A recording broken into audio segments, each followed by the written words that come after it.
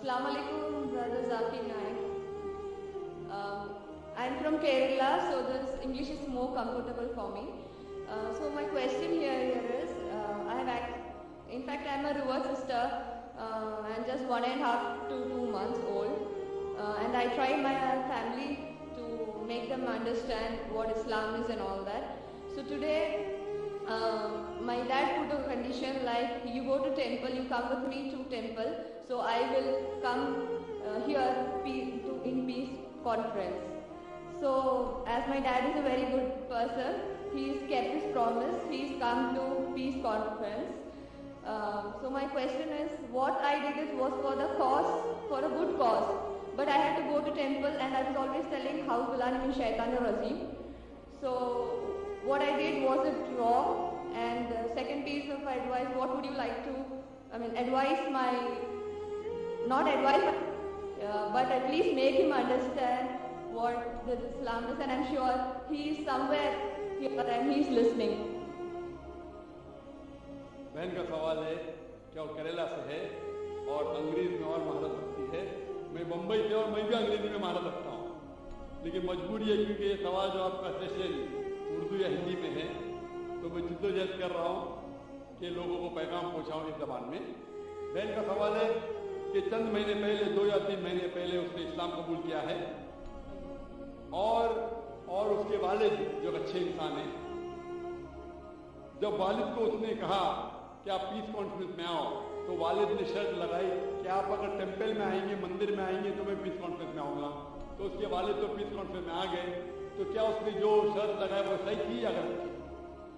आपने अगर अपने वालिद को कहा कि टेंपल में आप जाएंगे, टेंपल में जाना गलत नहीं है, टेंपल में बुत परस्ती करना, मूर्ति पूजा करना गलत है। मैं भी कई टेंपल में जा चुका हूँ, कई टेंपल में देखने के लिए टेंपल में क्या है। तो अगर आप टेंपल जाती है और मूर्ति पूजा नहीं करती है और दिल में मानती है कि खुदा एक है, उसके अलावा कोई माबूद नहीं, बुत परस्ती गलत है, तो टेंपल में जाना कोई हर्ज नहीं है। लेकिन टेंपल के सामने अगर आप सिजदा करेंगे मूर्ति को तो गलत है। तो अगर आपने वादा किया है अपने वालिद से कि टेंपल जाएंगे, बेशक जाइए उसके साथ, लेकिन बुत परस्ती मत कीजिए। Don't do idol worship. You can go to the temple, but don't do idol worship. Doing idol worship is wrong. If you believe in your heart that there is one God and idol worship is wrong, going to temple is no problem. तो जब तक आप बुत परस्ती, मूर्ति पूजा नहीं करती, आप temple जा सकती है। और आपने कहा कि आपके वालिद से कुछ बात कहूं ताकि इंशाअल्लाह हिदायत मिले। मैं कहना चाहता हूं इस बहन के वालिद से कि आप दिगर मज़ाहिब का मुताला कीजिए, चाहे बाइबल का, चाहे वेद का, चाहे भगवत गीता का, चाहे कुरान का, और आपको पता लगेगा कि सारे मजहबी किताब कहते हैं कि खुदा एक है और उस खुदा के अलावा कोई माबूद नहीं।